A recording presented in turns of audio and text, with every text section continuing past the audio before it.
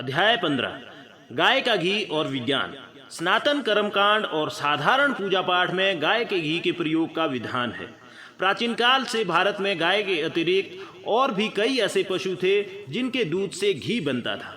ऐसे में मन में एक प्रश्न उठता है कि गाय के घी में ऐसा क्या विशेष है कि हमारे ऋषि मुनियों ने इसको इतनी प्रमुखता दी है। इस प्रश्न का उत्तर ये है कि इस मान्यता के पीछे एक वैज्ञानिक सत्य है जिसके कारण प्राचीन मनीषियों ने गाय के घी को ही चुना।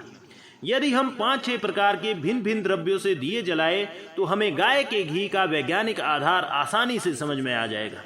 इस प्रयोग के लिए अलग अलग बंद कमरों में एक दिया भैंस के घी का, एक ऊंट के घी का, एक बकरी के घी का, एक याक के घी का, एक सरसों के तेल का, एक नारियल के तेल का, एक मिट्टी के तेल का दिया जलाए और हर दिए के सामने एक एक व्यक्ति को बैठा दे और उन्हें उन दियों की लौ पर एकटक देखने के लिए कहे।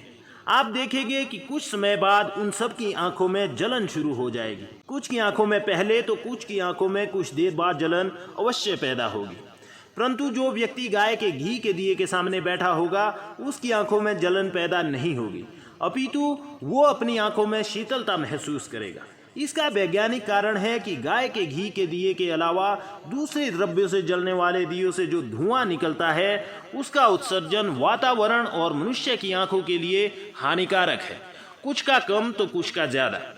परंतु गाय का घी वातावरण व मनुष्य दोनों के लिए हितकर है। ये एक वैज्ञानिक सत्य है जिसे हमारे मनुष्यों ने हजारों वर्षों पूर्व जान लिया था।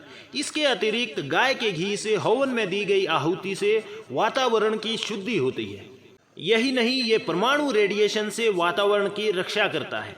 गाय के दूध में सूर्य की किरणों का प्रभाव अधिक होता है जिसके कारण इसका घी सूर्य की भांति वातावरण को शुद्ध रखने में सहायक होता है। गाय के घी की इन्हीं विशेषताओं के कारण ऋषि मुनियों ने इसका चयन सनातन पूजा पाठ के लिए किया। इस सत्य की छानबीन यदि आधुनिक मानव करना चाहे तो अवश्य करे, पर इस मान्यता को केवल रूढ़िवाद न कहे। यहाँ पर अध्याय 15 पूर्ण हुआ।